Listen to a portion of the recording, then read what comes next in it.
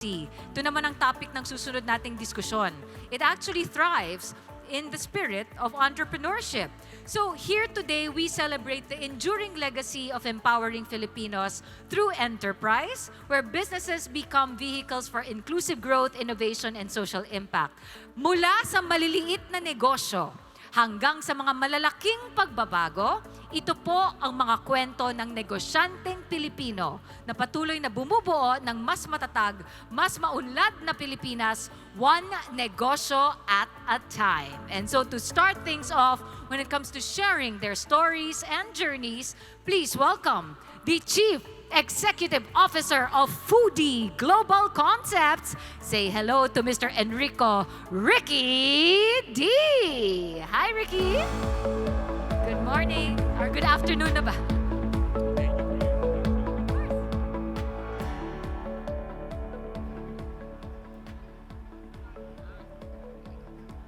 Hello, good morning, everyone.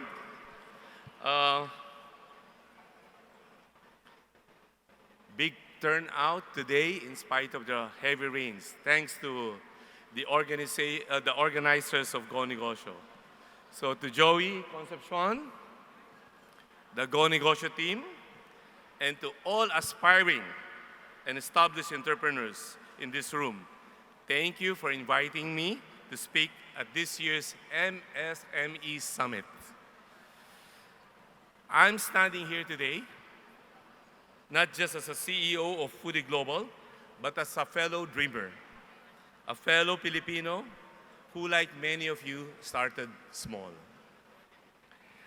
My journey began with a single, humble restaurant back then.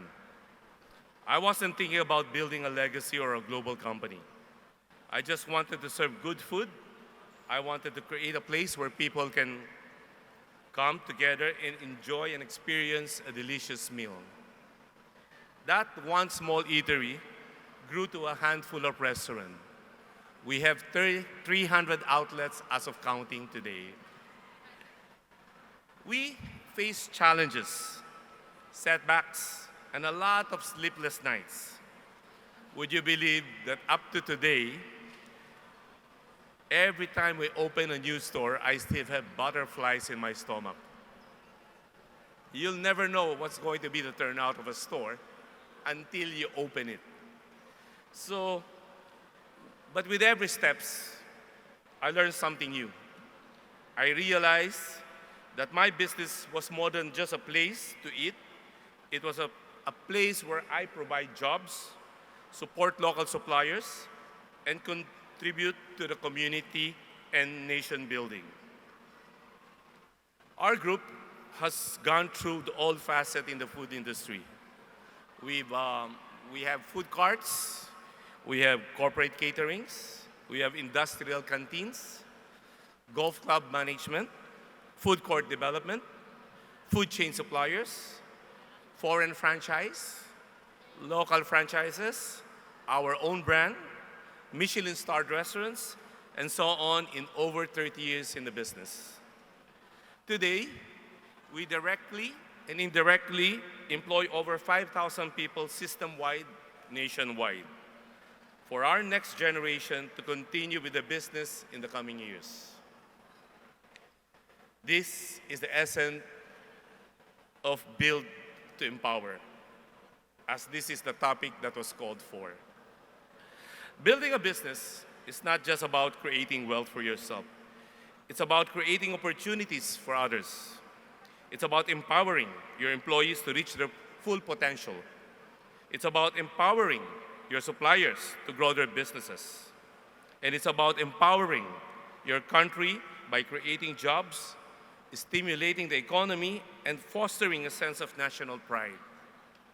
That is what I've been doing in the Philippines. We have a long history of entrepreneurship. We are a nation of hardworking, creative, and resilient people. We have a culture called bayanihan, which is working together to achieve a common goal. This is our greatest strength. At Foodie Global Concepts, we always believe in this. Our success is not just our own. It's the inclusive success of all stakeholders in the circle of business. When we empower our people, our employees, we're not just giving them jobs. We're giving them a career. We're giving them a chance to learn new skills, to grow as leaders, and to provide for their families. When we empower our suppliers, we are not just buying their products. We are helping them grow their business, to create more jobs, and to invest in their communities, and innovate while growing. And today, it's all about digitalization. And when we empower our country, we are not just building a business. We are building a legacy. We're creating a future where our children can thrive, where our economy is strong, and where our nation would be a source of pride. So, to all the entrepreneurs and upcoming entrepreneurs in this room, I have a few tips for you. Dream big, libre yan. You can always dream, it's free. But you can start small. Don't be afraid to start with a small idea. You have to remember that the biggest companies in the world all started with a small single idea and a humble beginning. Tandaan, libreng mangarap. Be resilient. You will always face challenges and setbacks. Never give up. Don't give up. Learn from your mistakes. As long as you don't commit the same mistakes. Huwag niyo nang uulitin. Pag nagkamali, move on. Okay? And adapt to the changing times and keep moving forward. We are allowed to take risks as long as it's a calculated risk. While empowering other people, your success should not just be your own. It should be the success for everyone involved. Trust and delegate, as you can't do everything by yourself. Empower them to grow, and you will grow together. Sama-sama, we have to be inclusive. Everyone who participated should grow together. We always try to lead in front and lead by example. Kailangan pakita natin ang gilas natin, ang dedication natin, at saka focus sa ginagawa natin. It would be easy to follow a good leader. Never stop learning. We have to be continuously be relevant. In our 30 years in the business, we always adapt, we always re-engineer, we always re-innovate. Because what worked for you last year might not work for you today. And you have to love what you're doing. If you love what you're doing, you will never work forever. Hindi magiging trabaho ang ginagawa mo kung mas gusto mo at mahal mo ang ginagawa mo. Walang pagod yan. Be growth-centric. If you're not moving forward, then that means you're stepping back. So kinakailangan may growth targets every time. And when you succeed, do not change your lifestyle. Stay grounded. This has been our guiding principle since we started. And of course, since I belong to a family business, I always share with my next generation that family is here to support the business and not the business is here to support the family. With this in mind, it gives them the proper perspective that our family's role and responsibility as the next generation. To ensure that the business prospers and endure the next generations to come. Hindi para sa atin yan. We are just a caretaker of the business, and we have to protect it for the next generation to have something to build on again. So, in closing,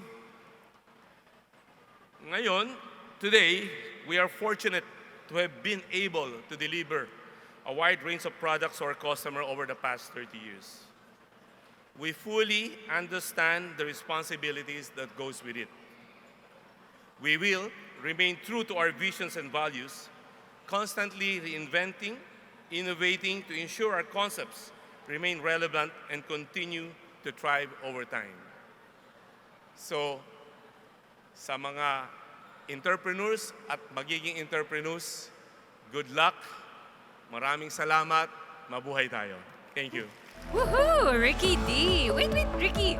Bago ka magbabay, bago ng photo opportunity, Okay. konting chika lang. Ang ganda ng message ni Ricky, di ba? Yan pa lang ang simula ng mga other inspiring stories of our wonderfully successful entrepreneurs. Thank you, Isa. Thank you. O, Ricky, first question. Dahil sabi mo nga, nung nagsisimula ka, hindi mo iniisip na malaki, scale. Gusto mo lang mag-serve ng good food, have a place for people to enjoy each other's company, di ba? So, I'm gonna take you back there before all these restaurants that you own now. If you were to start over again as a small business entrepreneur, what would you do differently? Meron ba? Well, I guess I was kind of slow when I started. Okay. Very conservative. Ika nga, hindi ako masyado, I didn't leverage, I didn't borrow money. So everything was organic growth. So if I were to do it today, I could have done it faster. So I that- could have make use of fundings and Nice. Okay, that's a very good hindsight na looking back, ha? And But that's I always value the where we started. We were very hands-on. There were no professionals helping us. yeah. So that was very good learnings for us. Kasi hindi kami mapupunta to where we are today if we didn't pass through that stage. True. So we know what's happening in and out before we can even delegate it. Oh, that's nice. But again, in your own lessons learned, you could have moved faster. Hindi niya sinasabing sana we hired professionals agad. Yes. Hindi yun eh. You still like the fact na you started small, kayo-kayo lang. But sana nga you partnered Yes. with others more Or na. use fundings from Kasi available financial naman siya eh. institution. Yes. Kasi yes. available naman So sila. medyo takot. Ayun. But see, kahit someone as established as Ricky D can say, sana nga, ginawa ko na sooner. Naging sobrang ingat. Dapat maingat lang, hindi sobrang ingat. Okay. Siyempre, sinasabi niya, mag-ingat pa rin, ha? Good. Very good perspective. Now, hopes for the future for our MSMEs. Kasi, is there such a thing as oversaturation in the F&B industry? Do you think there is or no? Yes, it would be the survival of the fittest. I would say in every business segment, I think, it's not just the Meron. food industry, there's what you call cannibalization. Okay. Parang may lemonade store dito sa kabila, may nagtayo na isang lemonade pa, may isa pa nag-lemonade. So the market is not enough. So it would be survival. So there should be add-on value to what you're doing and make it more unique than your competitors. Wag lang gagaya sa iba, You have find to an improve it. add-on. And you have to improve it. Improve always. Could be price points, could be the delivery of goods, the taste, or how it's presented. Customer like today, service. para sa mga bata, it has to be Instagrammable. True yan. True.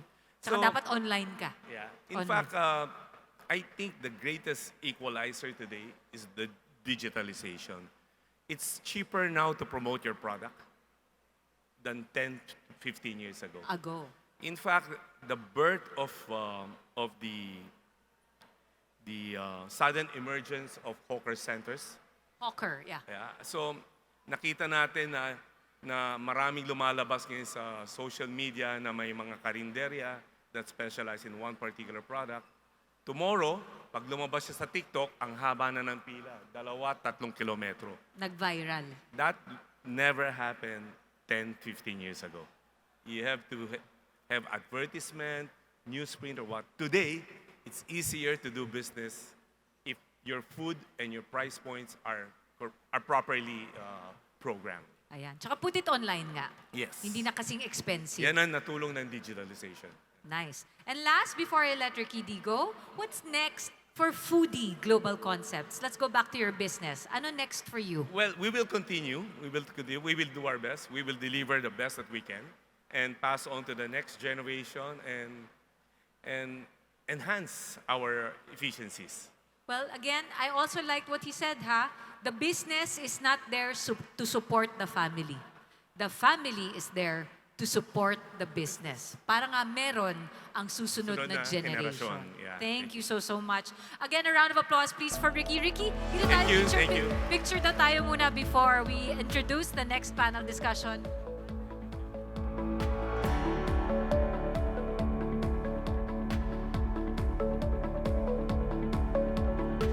Ricky D!